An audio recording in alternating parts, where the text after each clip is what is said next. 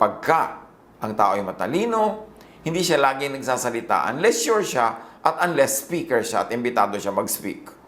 Pag sobrang maraming salita, maraming dadal, maraming comments, lagi na lang mayroong something to say, that's daw the mark of a fool, according to Ecclesiastes 5:3.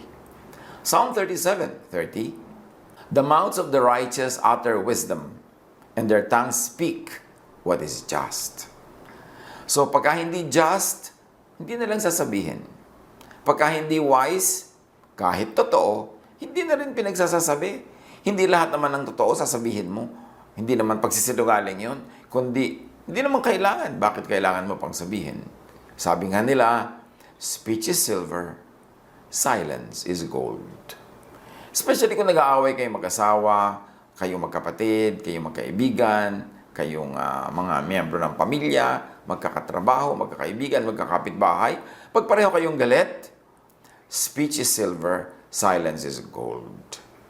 Kasi pag pareho kayong galit, ang tendency, mali-mali ang masasabi nyo na pagsisisihan nyo later. Makakadamage kayo ng damdamin, makakasira kayo ng mga relasyon, makakagawa ng damage sa buhay.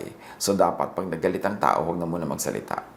I-express mo na lang yung galit mo another way at magsalita ka another time para meron ka ng control sa sarili. Ecclesiastes 31:7, there is a right time for everything, and everything on earth will happen at the right time. So may tamang panahon. Sabi, there is a time to be silent and a time to speak. Kumisan, pagod na pagod yung si husband, tanong ng tanong si wife, ayaw tumigil lang katatanong, ang nagiging ending, away. Hindi na lang maghintay kung kailan nakapahinga na yung isa, kalmado na, at saka mag-usap. Yung pagpipilit at paggigiit na mag-usap, kahit wala sa panahon, ang nagiging bunga niya, 99% damage. Pagka sinabi ng isa na, saka na tayo mag-usap, kung hindi naman dahil nasusunog yung bahay o merong naghihingalo o ikakamatay, pwede naman talagang ipagpaliban eh. Pero hindi. A nagging wife or husband or anybody, a nagging anybody, will insist. Ngayon na, pag-usapan na natin ito. Ano nagiging bunga? Nagkakaayos ba? No, nag-aaway lang. Lalo lang nagkakalayo. There's a time to be silent and there's a time to speak. There's a time to ask and there's a time to refrain from asking. Kahit sa samahan ng mag-asawa, ng magkapatid, ng magulang at anak, there is also such a thing as pakiramdam. Hindi lahat ng gusto mong itanong, itatanong mo with blatant words. Hindi lahat ng gusto mong malaman, i-extract mo through a question and answer forum. Hindi lahat ng gusto mong malaman, kailangan mong palabasin sa bibig niya. May mga bagay na makiramdam ka na lang. Mayroong nuance ang lahat ng bagay. Kasi marami mga bagay, they get vulgarized when verbalized. Pag dinaan na sa salita, pumapangit na. Kaya mas magandang pakiramdaman na lang.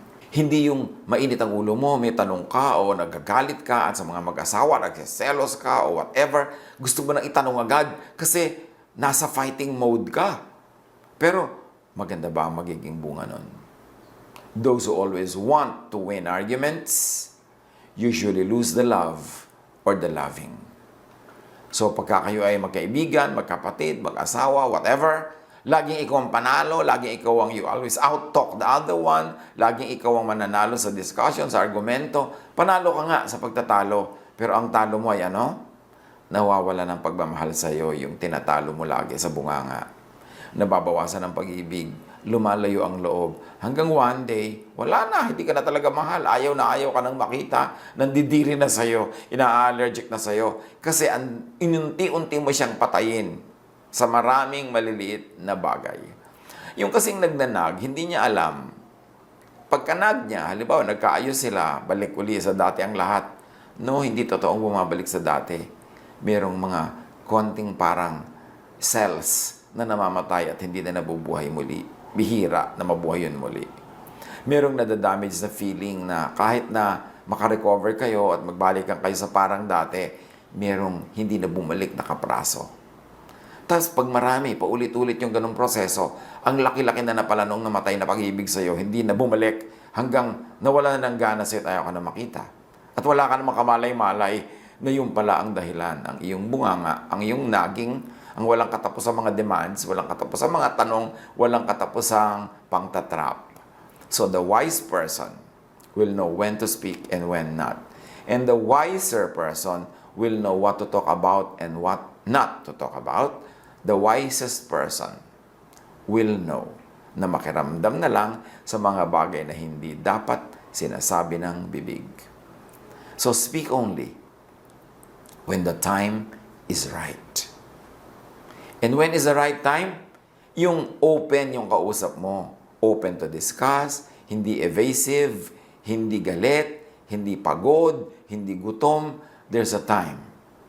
Speak only when the ears are ready, willing, and able to listen. And that is about the ears of your kausap and also your own ears. Pag nakikipag-usap ka sa isang tao, lalo confrontational, lalo galit ka o meron kang issue, dapat pakinamdaman mo kung bukas yung tenga niya sa oras na yun. Kasi pag hindi, tatalbog lang yung mga salita mo, hindi papasok. Lalo ka naman magagalit. At mamaya, magagalit na rin siya. At hindi lang yun. Pag gusto mong kausapin na isang tao, dapat willing and ready and able siyang makinig at ikaw din. Ready, willing, and able to listen. Kasi, paano kung hindi mo magustuhan ang sagot niya? Paano kung hindi ka handa sa sasabihin niya? Ano naman gagawin mo? Madadagdagan ng iyong galit. Madadagdagan ng iyong fury. Many people fall out of love because of the many little wars that go on. Na may isang laging nananalo, o may isang laging nakakainis, o may isang laging nakaka-phobia, nakakatakot ng kausap dahil painful lagi ang topic, o kaya ang kulit. Tapos, akala niya pagka nagkasundo na sila, nagkabati na sila, everything's back to normal. But there is something, a little something that dies. And if this process of communication doesn't stop, the entire thing could die. Or could slumber, could hibernate. Parang protective mechanism yan eh. Yung nagiging numb ka, nawawalan ka ng pakiramdam. Dahil ganun ang natural na ginagawa ng mga tao.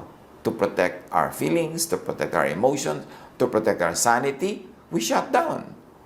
So, kung magsa-shutdown din lang ang kausap mo, know when to stop talking. And hindi lang know when as in time. Know when to give up an issue. When to give up an ideal or a fight or a project or something you like. Kasi kung lagi yung pagkakaguluhan yan, baka dapat i-give up mo na lang yung idea rather than give up the person na kausap mo. Kailangan wise ang tao. Let's learn from our mistakes and from the mistakes of others. Speak only when you would win hearts, not arguments. Ang goal ng pagsasalita, lalo yung pakikipagtalo, dapat ka hindi talo yan eh. Dapat kalmante ang mga tao, kalmado. Pero ang goal mo talaga is to win the heart of your kausap, not to win the argument. Hindi lang yung ma-prove mong tama ka, ma-prove mong mali siya. Hindi lang yung matrap mo siya kung sakaling may alam ka, gusto mo siyang i-entrap. Tatanungin mo pa ng mga tanong na nakakakulong na pag sumagot siya, bigla mong ilalabas yung tamang sagot, nagsisinungaling pala siya. So i-embarrass mo siya. So pag i-embarrass na yan, magsisimula na maging defensive. Wala nang magandang usapan na kasunod. Speak not only to give vent to anger. Yes, nakakapagtanggal ng galit ang pagsasalita, lalo pagsasalita ng niloloob. Pero huwag ka lang magsasalita para magtanggal ng galit. Kasi pag tinanggal mo yung galit mo, ililipat mo yung sa kausap mo. Siya naman mamaya ang galit. James 1:19, My dear brothers and sisters, take note of this. Everyone should be quick to listen, slow to speak, and slow to become angry. Meron naman mga patient na sana pero naubos na yung patient dahil nga sa nagnag, ungot-ungot, dak-dak-dak-dak nitong isang partido. Proverbs 15:1, A gentle answer turns away wrath, but a harsh word stirs up anger. Kailangan marunong tayong mag-handle ng gentle words, magbigay ng gentle words para hindi ma-provoke ang ating kausap na lumabas din yung galit niya o ma-provoke siya magalit. Speak not only to satisfy the tongue, Kasi kuminsan ang katin niyang dila na yan may gustong sabihin. Kuminsan meron ka pang hinandang line, yung talagang pag binagsak mo yung line na yan, parang bombang sasabog. Pero anong effect? Nakakatulong ba sa relasyon? O hindi? O very cinematic, very dramatic, ang ganda ng eksena mo. Pero ang effect, nawala ang iyong minamahal, nawala ang pagmamahal niya sa'yo, nagkagalit kayo. Panalo ka ba nun? O talo? Ephesians 4:29, do not let any unwholesome talk come out of your mouths, but only what is helpful for building others up according to their needs, that it may benefit those who listen. So remember, you speak para yung nakikinig mag-benefit, hindi para ikaw na nagsasalita ang mag-benefit. Makamot mo lang ang katinang yung dila kahit na nagalit, nasaktan ang iyong kausap.